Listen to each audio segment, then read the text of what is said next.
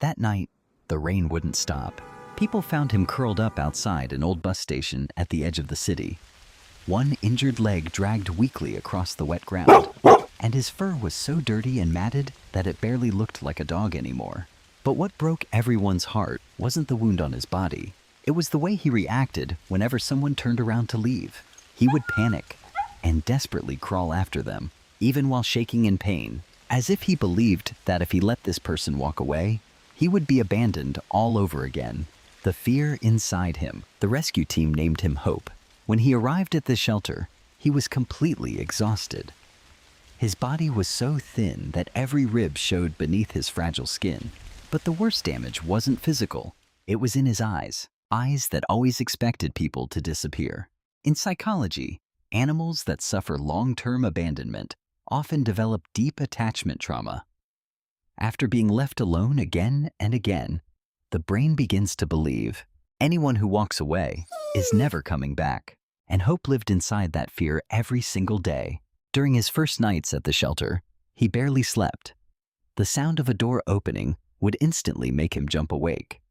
If a volunteer stepped outside for too long, Hope would crawl toward the door and stare into the dark hallway, trembling. Not because he was aggressive, not because he was difficult, but because loneliness had taught him that being left behind always meant pain, teaching him that people return. One evening, a volunteer left the room for only a few minutes to grab medicine. When she came back, Hope was dragging his injured leg toward the door, shaking, terrified, not of pain, but of being forgotten again.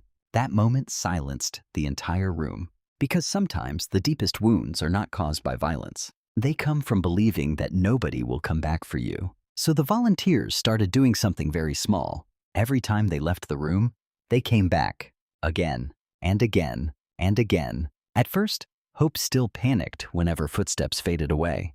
But slowly, day by day, his mind began learning something it had never been allowed to believe before, that some people stay. The moment everything changed, on the 6th day, Hope finally fell asleep while someone sat beside him. On the 10th day, he ate without waiting for the room to be empty.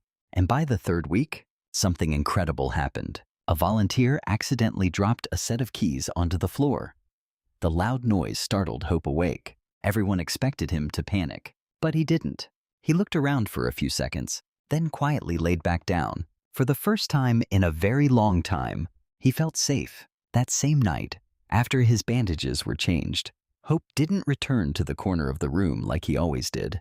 Instead, he slowly walked toward the volunteer sitting on the floor, then gently rested his head on her leg.